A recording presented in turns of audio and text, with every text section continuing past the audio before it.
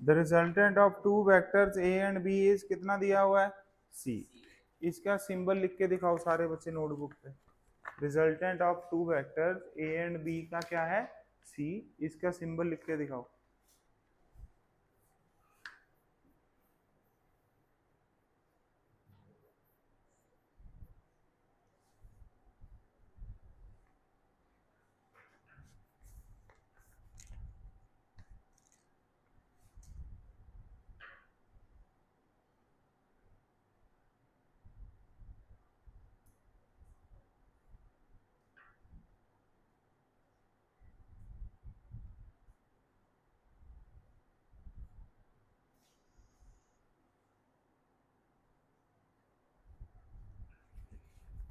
सबसे पहले आप लिखोगे बेटा A vector plus B vector equal to C, पहले ये लिखोगे। फिर इसके बाद आप क्या लिखोगे C equal to magnitude of A plus B. फिर इसको क्या लिखोगे अगर लिखना चाहो तो इन्होंने resultant of magnitude of vectors नहीं पूछा, इन्होंने रिजल्टेंट ऑफ वेक्टर्स पूछा। समझ आ गया? रिजल्टेंट ऑफ वेक्टर का मतलब कौन सा सिंबल हो गया a plus b equal to c by 3। this is how do we read English and math, this is basics, okay। तो इसको स्ट्रॉन्ग करो बेटा। जब ये स्ट्रॉन्ग हो जाएंगे फिर आप भी क्या हो जाओगे स्ट्रॉन्ग हो जाओगे, नहीं फिर आप क्या होते रहोगे वीक होते रहोगे। If the direction of b is reversed, चलो जी ये आ गया इसमें फर्स्ट पॉइंट। सेकंड पॉइंट करो बेटा, खुद बताओ मेरे को what do we mean by the other line जो इंग्लिश में लिखी है, इसको ऐसे फिजिक्स में लिख के दिखाओ। बेटा आप ना मन में बातें किया करो, अच्छा।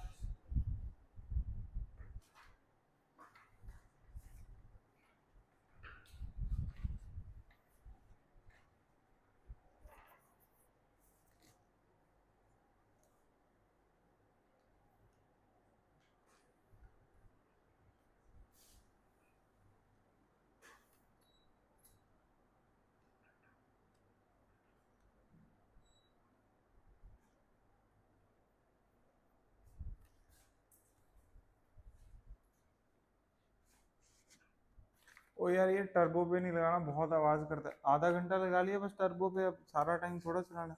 थोड़ा फैन स्पीड इसकी फिक्स कर लो 1 2, ज्यादा आवाज नहीं करता ये। हाँ जी बेटा कर लिया, गुड।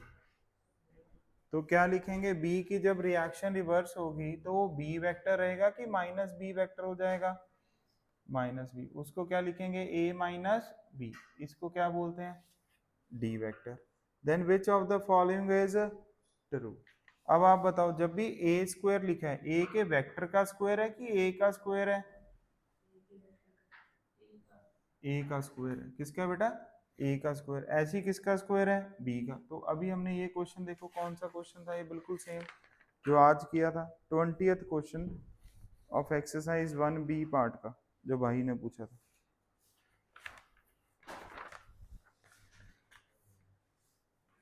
देख गया 20th क्वेश्चन। यहाँ पर P और Q था, A और B की जगह पर क्या था C की जगह पे R, D की जगह पे S। समझ आ गया कि नहीं आ गया? R square plus S square की वैल्यू कितनी आई थी इस क्वेश्चन में, आंसर देख लो ना। हाँ सी आ गई थी ना 2 times of P square plus.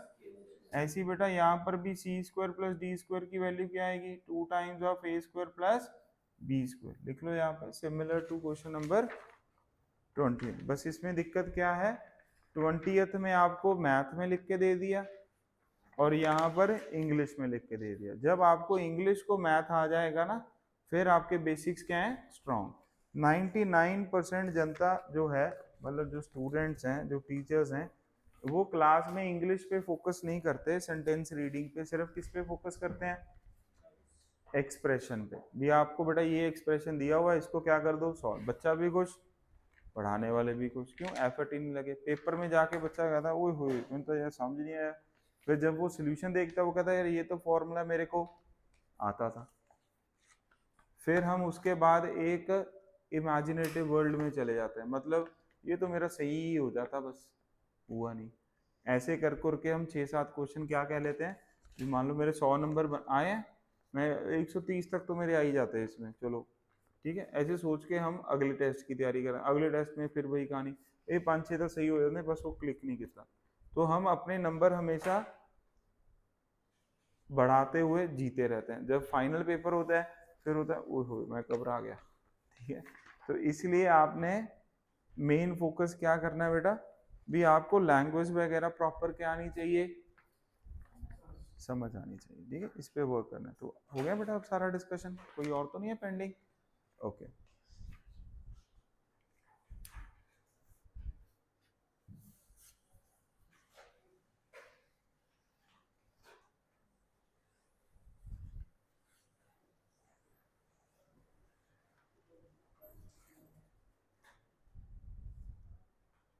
कितना पढ़ लिया था हमने लास्ट टाइम?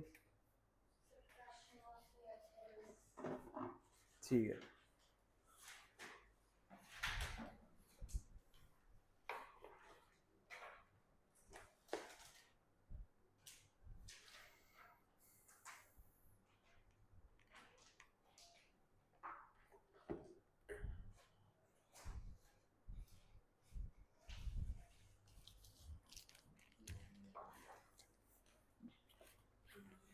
बेटा थोड़ा देखो एक बार लास्ट टाइम क्या किया, थोड़ा पढ़कर आते हैं क्या? हाँ सही है।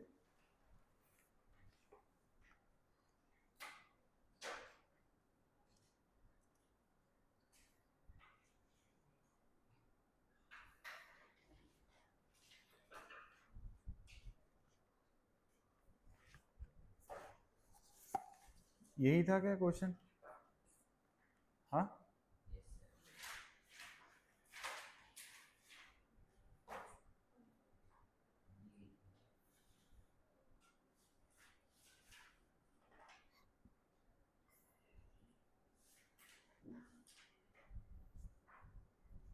मतलब इसमें कोई क्वेश्चन रहता है क्या एक्सरसाइज 0C पार्ट में?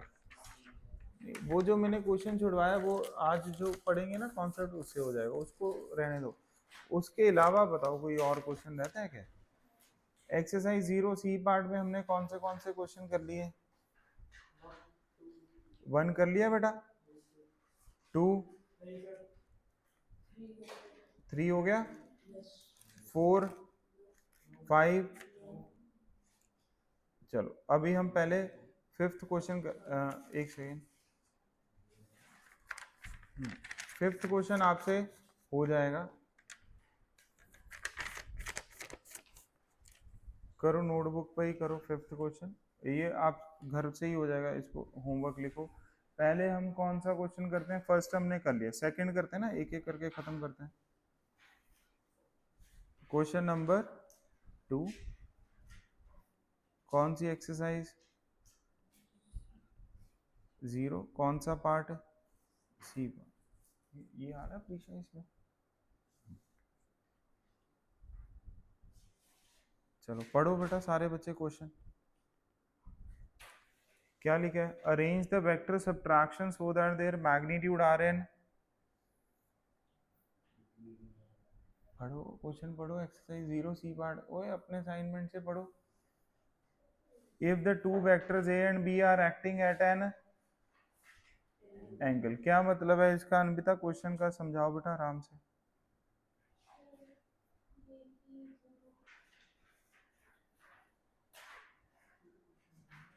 पहली लाइन पढ़ो मन में,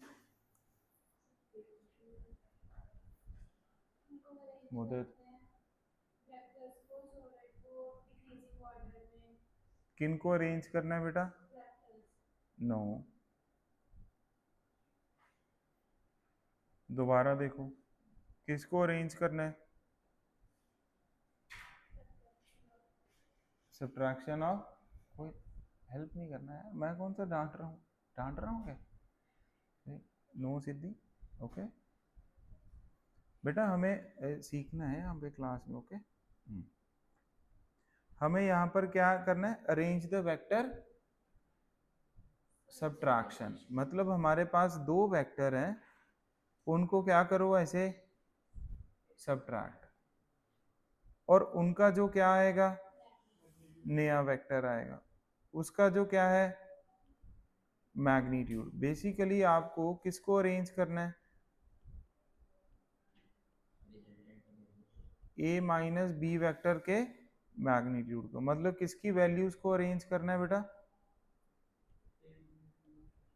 सी को क्या करना है, अरेंज करना है। समझ आ गया? अब लाइन पढ़ो सारे बच्चे। Arrange the vectors so that their magnitude are in the, ठीक है, दो वेक्टर दिए हुए हैं, हाँ, कब कब अरेंज करना है, पहले जब उनमें कितने डिग्री एंगल लग रहा है बेटा, 60 डिग्री। एक बार कितने डिग्री एंगल चल रहा है, 90 डिग्री। एक बार कितने डिग्री एंगल है, 180 डिग्री। एक बार कितने डिग्री एंगल है, 120।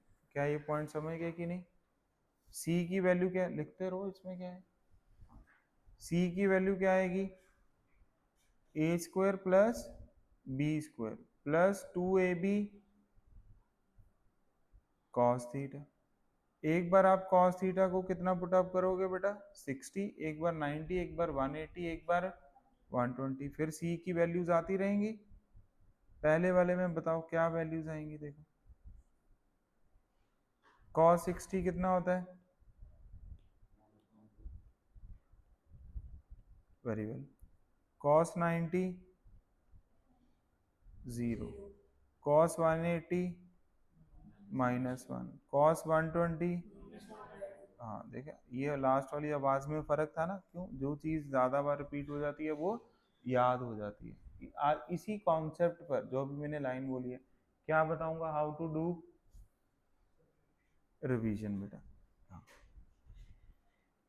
ए square plus B square plus 2ab cos 60, फटाफट लिखते रहो।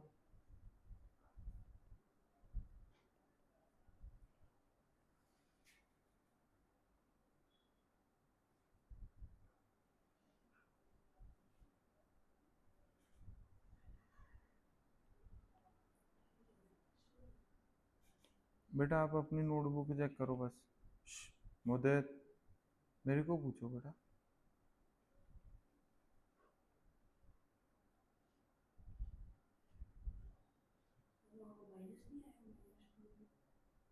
हाँ वेरी वेल, ऐसे को पूछो। यहाँ पर क्या आएगा गाइस, माइनस। क्या आएगा यहाँ पे, माइनस आएगा। गुड।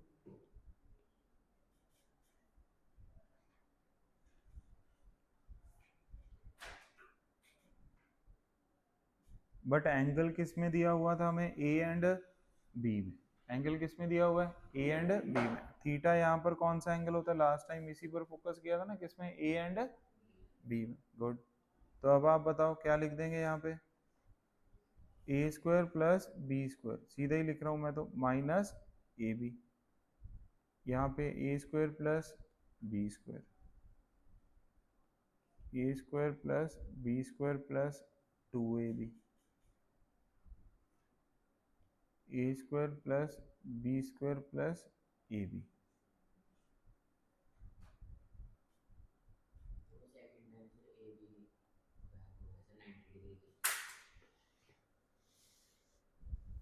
बेटा वो वैसे भी फर्क नहीं पड़ेगा,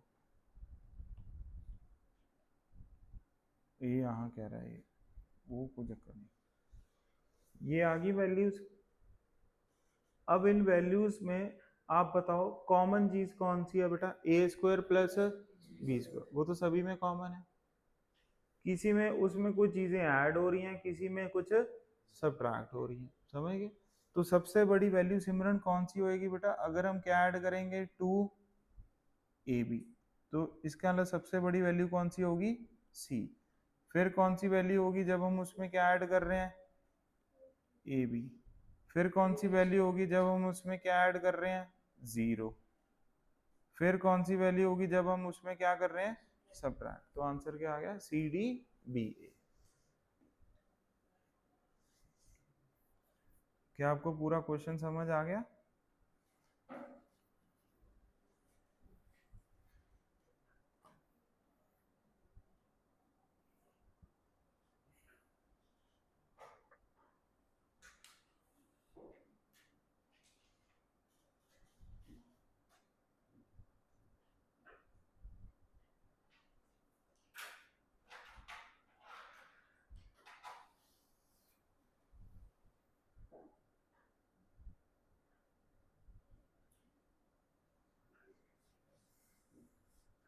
तो बेटा फर्स्ट क्वेश्चन भी हो गया, सेकंड भी हो गया और थर्ड भी हो गया। अभी कौन सा क्वेश्चन करना है हमें?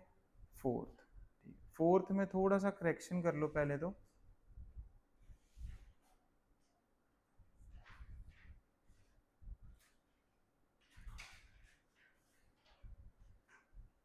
यहाँ पर लिस्ट 1 लिखा हुआ है,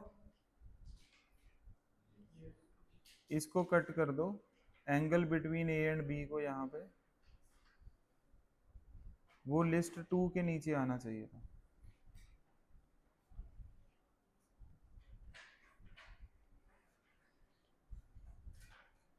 ओके,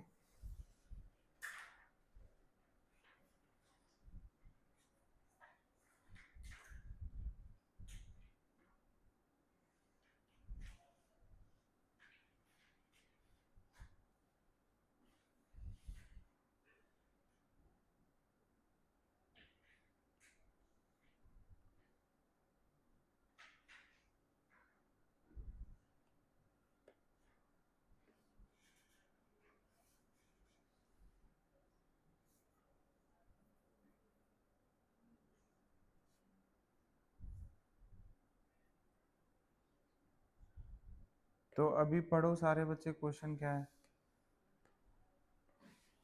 वरदान समझाना मेरे को, ठीक है। नो मतलब ये पूछना क्या चाह रहे हैं, मतलब हम कैसे प्रोसीड करें, पहले मन में सोचो सारे बच्चे।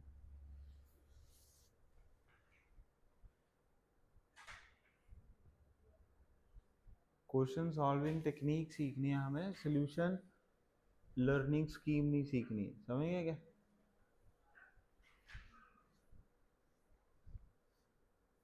How to learn the solution ये सीखने आए हम, बोलो। No, how to solve the question, okay, वो टेक्निक सीखनी है। तो पहले पढ़ो बेटा आराम से, कुछ दिमाग में चलना चाहिए, फिर आप मेरे को बताओ। हाँ जी वरदान, पूछा क्या गया है बेटा? गिवन क्या है पहले ये बताओ।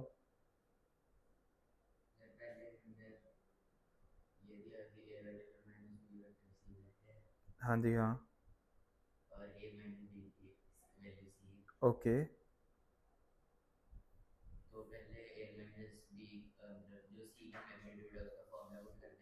हाँ ठीक है, सही है, वेरी वेल, सब बहुत अच्छा सोचा। सबसे पहले अपने को ये पता होना चाहिए, लेफ्ट हैंड साइड पर बेटा हमें क्या गिवन है, एक तरह से कंडीशंस गिवन है। क्या गिवन है? कंडीशंस। उसके करस्पॉन्डिंगली उन्होंने क्या पूछ लिया, उनमें एंगल पूछ लिया, ठीक है। तो आपको एक एक चीज, अब कंडीशंस क्या गिवन है पैरेलली लिखना है, ठीक है, सिर्फ सुनना नहीं है, लिखना भी है। कंडीशन क्या गिवन है यहाँ पर, A vector minus B vector किसके इक्वल है? सी वेक्टर के।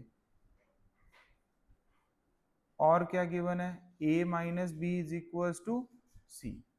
ये वाला जो सिस्टम गिवन है जिसके ऊपर एरो नहीं होती, तो इसका मतलब ये क्या हो गया, मैग्नीट्यूड हो गया कि नहीं हो गया यार? ये मैग्नीट्यूड हो गया। तो हम यहाँ पर मैग्नीट्यूड को क्या कर देंगे, इक्वेट कर देंगे। सबसे पहले हम क्या लिखेंगे, ए एंड बी वेक्टर में अगर कितना एंगल है बेटा, थीटा, तो सी की वैल्यू क्या आएगी, under root of A square plus B square minus 2ab cos theta. अब मैं यही सी वाली वैल्यू इधर क्या कर दूंगा, पुट अप कर दूंगा। समझ आ गया कि नहीं आ गया? तो देयर फोर हम क्या लिखेंगे बेटा, a minus B is under root of,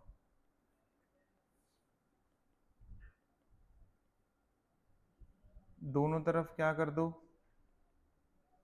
अब मैथ है, क्या करोगे, दोनों तरफ स्क्वायर कर दोगे।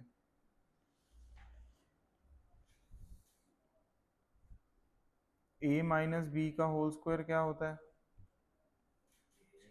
खुद सॉल्व करके आराम से थीटा बताओ बेटा मेरे को, ठीक है। कॉस थीटा की वैल्यू बताओ, मन में रखना है आंसर।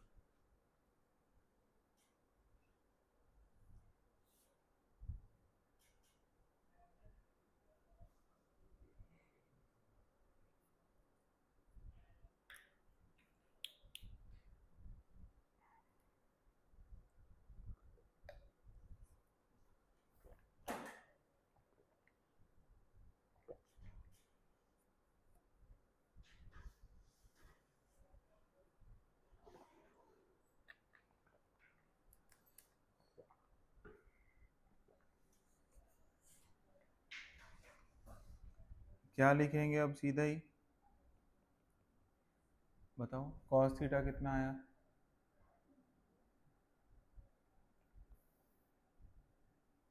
सारांश बताएंगे। क्यों नहीं किया बेटा, किस खुशी में नहीं किया ये? ऐसा आपके क्या विचार बने भी मैं करूंगा ही नहीं इसको? रेगिस्तान में घूम रहे हैं, पानी साइड पे रखो पहले। हाँ, पहले बेटा कोई एक्सरसाइज करेंगे, है ना, प्यास लगनी तो चाहिए। पहले ही गला गिला गिरी जा रहे, भी सूखने ही नहीं देना है, मतलब कुछ करोगे ही नहीं तो क्या होएगा?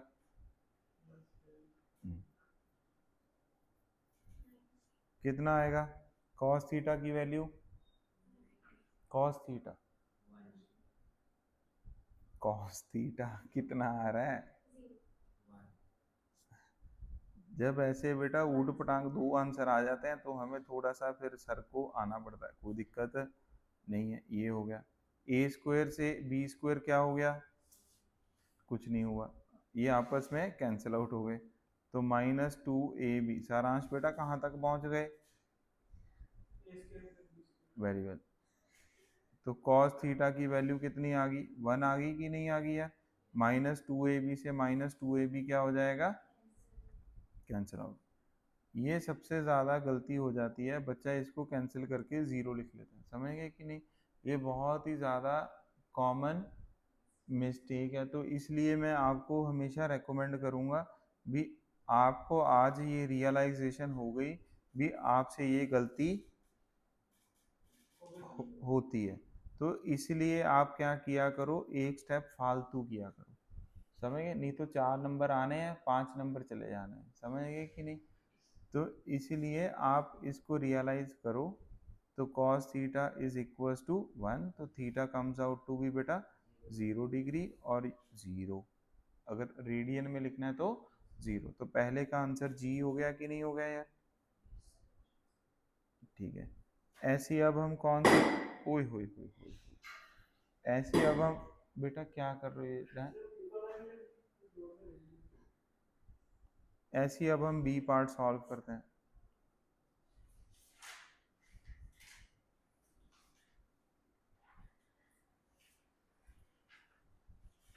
चलो कंप्लीट करते हैं, मैं भी सॉल्व करता हूँ 1 2 3 से, आप भी स्टार्ट करो, ठीक है ना? हम देखते हैं कौन जल्दी करेगा, मतलब बी पार्ट में। चलो सॉल्व करो।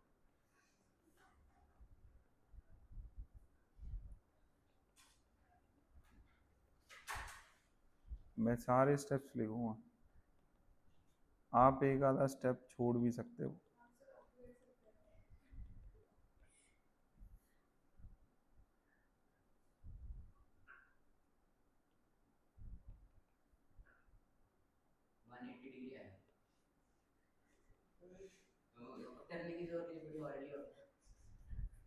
सही है।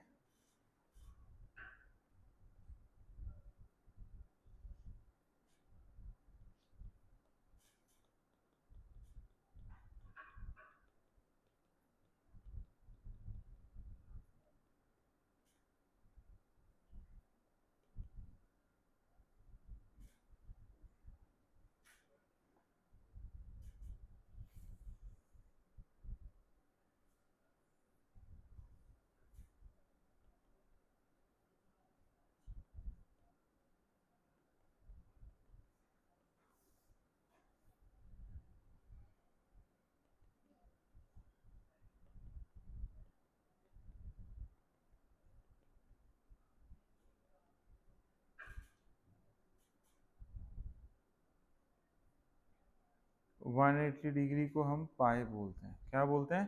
पाए। देखो ये तो हो गया अपन ने नॉर्मल जिंदगी, समझ गए? अब मेंटोस जिंदगी क्या है?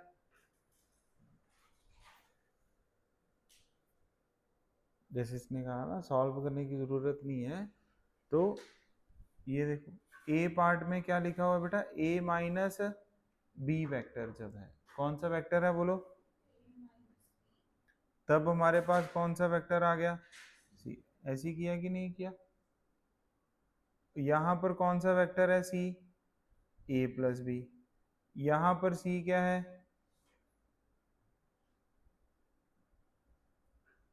ए माइनस बी, मतलब यहाँ पर मान लो ए वेक्टर इधर है, बी वेक्टर इधर है, तो ए प्लस बी करोगे तो एक ये वेक्टर आ रहा है, ए माइनस बी करोगे तो ऐसे ही है। चलो ये सॉल्विंग से समझ आ गया सभी को, कोई डाउट? अब सी पार्ट करो, चलो सॉल्व। इसका आंसर क्या हो गया? ई, आंसर ई आ गया ना। सी पार्ट सॉल्व करके बताओ। हाँ, क्वेश्चन का आंसर तो हम देख लेते हैं, और मतलब ऑप्शन मैच करके आ जाएगा। हाँ, आंसर दिल्ली आ गया क्योंकि दो मैच कर गए इससे, ठीक है ना। ए का आंसर जी और बी का आंसर ई, ये वाला बी के साथ एच, आंसर तो आ गया। पर मैं चाहता हूँ चलो ये लास्ट कंडीशन फटाफट देख लो, एक बार प्रैक्टिस हो जाएगा, ठीक है। एक बार बस ये ट्राई कर लो।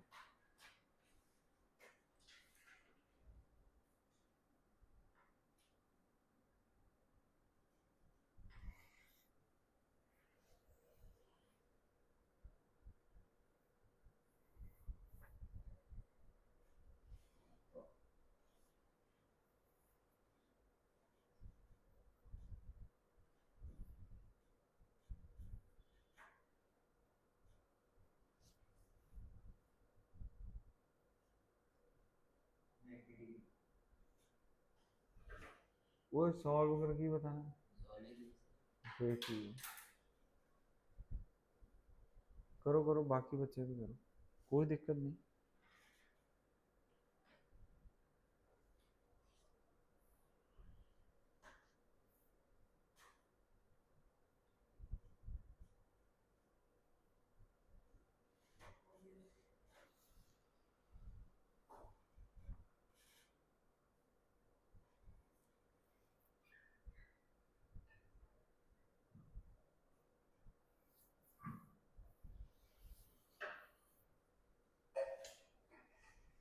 ठीक है,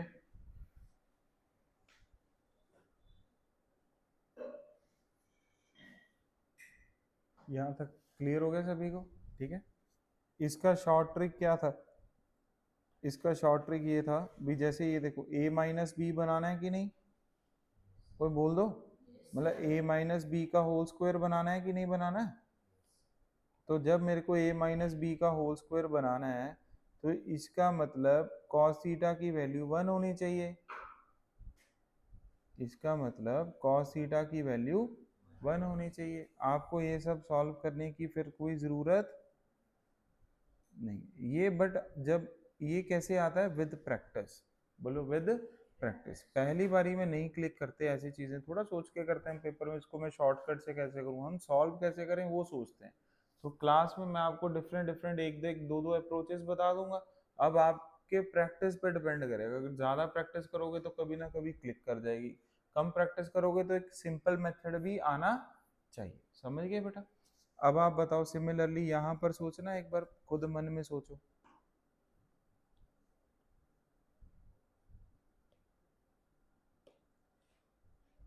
क्या आना चाहिए था? ए माइनस बी के होल स्क्वायर के लिए यू नीड कॉस थीटा की वैल्यू बेटा -1। कितनी? -1। बस देखो कॉस थीटा। तो अब ये धीरे धीरे अब आप सीख गए हो टेक्निक, तो आराम से आ जाएगा। ऐसे आप बाकियों में भी थोड़ा बहुत अप्लाई कर सकते हो अगर लग रहा है काम। ओके, अब हो जाएंगे आपसे सारे सी एंड डी पार्ट, कोई डाउट तो नहीं? ठीक है, तो ये भी अप्रोच लिख लिया करो अन्विता। हाँ, इसको लिखा करो यार, ऐसी जल्दी क्वेश्चन होंगे अपने से। हाँ, वो तो मैं समझ गया था। अब कौन सा क्वेश्चन करना है हमें? लास्ट क्वेश्चन आज का, फिफ्थ क्वेश्चन। ठीक है, दोनों अप्रोचेस लिखो बेटा। फिफ्थ क्वेश्चन,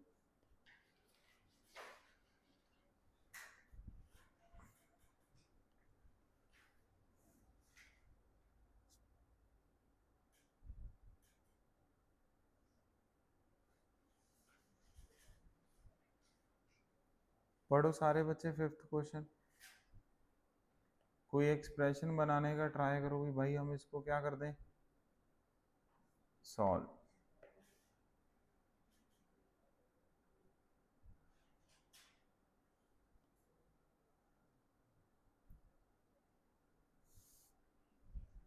इसके इंग्लिश को थोड़ा सा फिजिक्स में लिखने का ट्राई करो। गुड।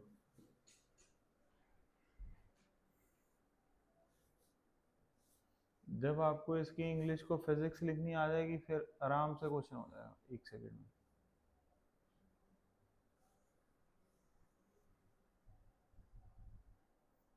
क्योंकि फॉर्मूला तो वही है, A square plus B square 2ab वाले फॉर्मूला, पर समझ कर वो अप्लाई कैसे करें, वो समझ गए? इंग्लिश समझाओ, ट्राई करो। नहीं नहीं बोलना नहीं है, मतलब खुद लिखने का एक बार ट्राई करो, फिर चेक करो कि जो मैं लिखूंगा वो सही है कि मतलब मैच किया कि नहीं किया, ठीक है?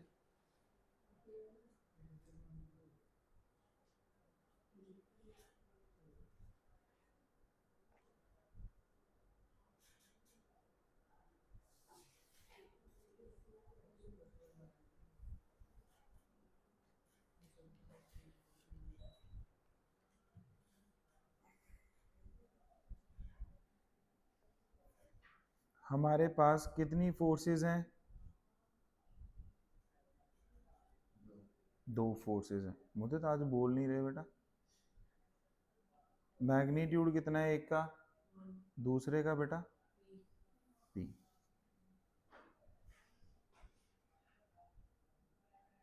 अब अगली लाइन में क्या लिखा हुआ है यहाँ तक, तो जब भी ऐसे कोई सेंटेंस आए ना उसको ब्रेक करके पढ़ा करो। क्या? ब्रेक करके, फिर आपको समझ आएगा। इसका मतलब क्या हो गया? रेड लाइन का मतलब क्या है? हाँ जी,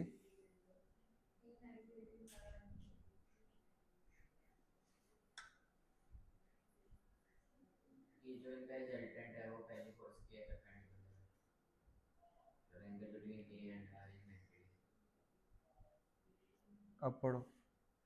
the resultant of is perpendicular to 1। अब समझ आ गया कि नहीं आ गया? The resultant of two forces कौन सी? 1 and p। When you will be in 11th class ना, तो एक्चुअली क्या है, हमारे स्कूल में ना एनसीईआरटीज नहीं पढ़ाते हैं, रीड नहीं करवाते हैं ना, एनसीईआरटीज करवाते हैं तो बस ये चार लिखा हुआ है, चार लिखा हुआ है, इट्स डन। क्या है, जब आप 9th की एनसीईआरटी पढ़ो, फिर आप 10th की एनसीईआरटी पढ़ो, फिर उसके बाद आप 11th की एनसीईआरटी पढ़ो, तो there is a huge variation in the English. मतलब जो वो टर्मिनोलॉजी यूज करते हैं, इंग्लिश यूज करते हैं, उनको ऐसे होता है भी यार अब बच्चे का माइंड डेवलप करना है तो हमें अब सिंपल लैंग्वेज में नहीं लिखना जो 5th 6th में लिखते थे। The resultant of the two forces is, तो इसको और सिंप्लीफाई कैसे लिखते हैं? There are two forces 1 and p, full stop. The resultant of these forces is perpendicular to the force 1। ये होगी सिंपल लैंग्वेज, समझ गए? नाउ दे वांट भी आप 11th क्लास में ये टर्म क्या करो, हाँ मतलब खुद सीखो। Like in the UPSC preparation आपने सुना होगा ना, एनसीईआरटीज पढ़ो, एनसीईआरटीज पढ़ो, तो कई उसमें एनसीईआरटी में पढ़ते हैं क्या, कंटेंट पढ़ते हैं भी भाई, अच्छा ये क्या लिखा है, क्या लिखा है, कई उसको रीड करके समझते हैं। क्यों? That kind of language you need. आप कॉलेज से ग्रेजुएट हो गए हो, फिर भी आपको क्या कह रहे हैं, वो क्या पढ़ो, एनसीईआरटी। बट उसके बीच का हिडन मीनिंग क्या है ये नहीं कोई बताएगा भी एनसीईआरटी में मतलब पढ़ना क्या है। कंटेंट पढ़ना है ये सभी को पता है, बट कंटेंट के साथ लैंग्वेज भी पढ़नी है ये बहुत ही रेयर चंक को पता है, क्योंकि आप वहीं से सीखोगे ना हाउ टू राइट। जब आप पढ़ना सीखोगे फिर ही आप उसको लिखना सीखोगे। अब अगर मान लो मैं आपको पैराग्राफ दे दूं किसी भी टॉपिक पे, तो आपके दिमाग में वही 6th 7th वाली इंग्लिश चलती है कि नहीं चलती है यार? जा रहा है मोबाइल लगाई जा रहे हैं, ये वाली एकदम अच्छी इंग्लिश नहीं चलती है। क्यों? हमने रीडिंग थोड़ी सी क्या कर देते हैं हम खुद ही, समझ आ गया? तो अब से जब भी पढ़ना है तो थोड़ा फोकस करना है। जैसे अपने कॉन्स्टिट्यूशन में भी ना इस तरह की लैंग्वेज लिखी होती है, मतलब एक लाइन पे पूरा पैराग्राफ बना दो, इतना सिंप्लीफाई करके लिखा जाता है। क्लियर? तो बेटर है भी जब भी कुछ लिखा जाए उसको थोड़ा सा ब्रेक करो तोड़ो, ब्रेक करो तोड़ो, समझो, टाइम लगाओ घर पे। बस जब आप ये प्रैक्टिस सीख जाओगे, फिर जब आपका फाइनल पेपर आएगा 12th क्लास में, तब कईयों को ज्यादा टाइम लगता है समझने में क्वेश्चन को, कईयों को कम टाइम लगता है। उसका रीजन यही है बस, समझ आ गया? तो आपने लैंग्वेज पे वर्क करना है, कॉन्सेप्ट पे मैं करवा ही रहा हूँ, मैंने आपको रियलाइज करवा दिया भी आपको लैंग्वेज पे क्या करना है, वर्क करना है। जब अपन दोनों काम कर लेंगे बस फिर आप ओके हो। क्यों? इसमें कॉन्सेप्ट तो वही लगना है, अंडर रूट ऑफ, आपको यार ये होता आता तो है मेरे को फॉर्मूला बट अप्लाई नहीं हो रहा, आता तो वो जो फ्रस्ट्रेशन है ना उससे निकलना इज अ वेरी मतलब डिफिकल्ट टास्क। तो वो कैसे निकलोगे जब आप लैंग्वेज को, हाँ उसके लिए आप किसकी हेल्प लो, चैट जीपीटी मतलब करके भी भाई इसका मीनिंग क्या है मेरे को समझाओ, समझ गए? चलो अब देखो ये दो फोर्सेस दी हैं, इन दोनों फोर्सेस का जो क्या है बेटा सिमरन, क्या है बेटा रिजल्टेंट, बोलो क्या है जो रिजल्टेंट, वो मान लो कौन सा वेक्टर है, आर वेक्टर है। आर वेक्टर किसके परपेंडिकुलर है, to the force F1, to the force F1। What is the value of P, P क्या है, मैग्नीट्यूड है कि नहीं है, यस। एंड किसका वैल्यू पूछ लिया, एंगल का पूछ लिया। तो अब आप बताओ हमें क्या पता है बेटा, tan अल्फा की वैल्यू मैंने आपको क्या सिखाई हुई है, बोलो B upon A plus B cos theta. इस बार tan अल्फा मतलब कितना है, tan 90। B किससे रिप्लेस कर दोगे, इसको A बोल दो, इसको क्या बोल दो, B बोल दो, समझ गए? मतलब A की वैल्यू क्या है बेटा 1 है और B की वैल्यू कितनी है P है, तो इसको क्या बोलोगे P sine theta upon A कितना है 1 plus P cos theta. tan 90 याद है मैंने आपको बताया था क्या होता है बेटा, इन्फिनिटी, इन्फिनिटी होता है। तो मैंने आपको सिंपली क्या लिखवाया था नोट्स में, देखो बेटा सामने मत देखो, नोट्स में देख के बताओ। फिर मैंने आपको एक कंडीशन लिखवा दी थी भी किसको जीरो कर दिया करो, डिनोमिनेटर जीरो कर दिया करो। क्या जीरो कर दिया करो, डिनोमिनेटर को जीरो कर दो। तो therefore 1 plus P cos theta किसके इक्वल आ गया बेटा, जीरो के। तो p कॉस थीटा किसके इक्वल आ गया, -1 के। तो कॉस थीटा किसके इक्वल आ गया, -1 बाय पी के। चलो एक वैल्यू तो ये पता लग गई भी कॉस थीटा की वैल्यू कितनी है, यहाँ तक समझ गए? अब वेरिएबल कितने हैं, वैल्यूज कितनी ढूंढनी थी, दो।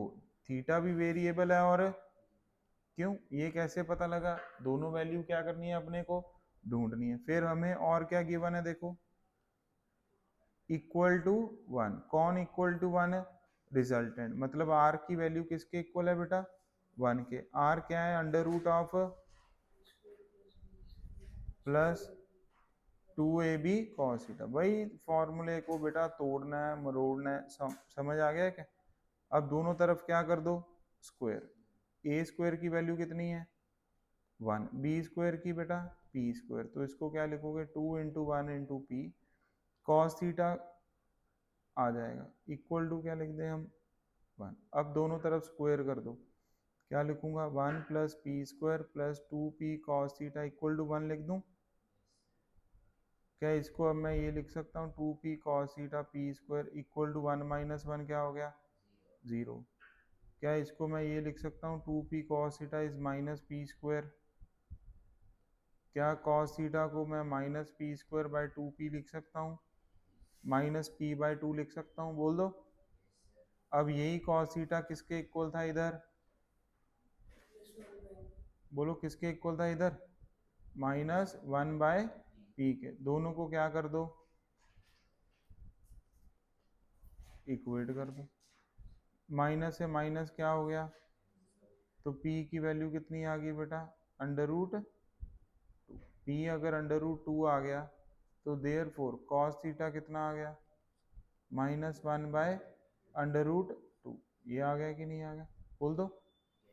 पहले तो p देखो √2 किस में दिख रहा है आपको, a ऑप्शन में भी और b ऑप्शन में भी, ठीक है। ये वैल्यू मैं आपको बता देता हूँ, ये होती है बेटा cos 135 डिग्री।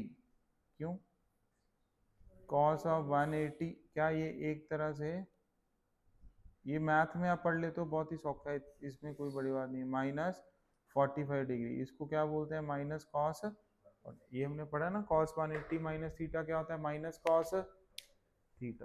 तो ये क्या यहाँ तक समझ आ गया आपको? लास्ट वाला स्टेप नहीं भी समझ आएगा तो समझ तो आ ही गया, मतलब थोड़ा सा देख लेना है मेडिकल किड्स ने, ठीक है। कॉस ऑफ माइनस थीटा होता है कॉस 180 माइनस थीटा। आज ही कराएंगे। अच्छा अच्छा बेटा यहाँ तक समझ आ गया सभी को? ओए अभी बैठो बेटा बैठो, अभी 2 मिनट बैठो अभी। कोई बात नहीं, टाइम हो गया फिर क्या हो गया, आज लेट चले जाना। अभी कुछ समझाना है, 5 मिनट बैठो, टाइम हर बार ही होएगा।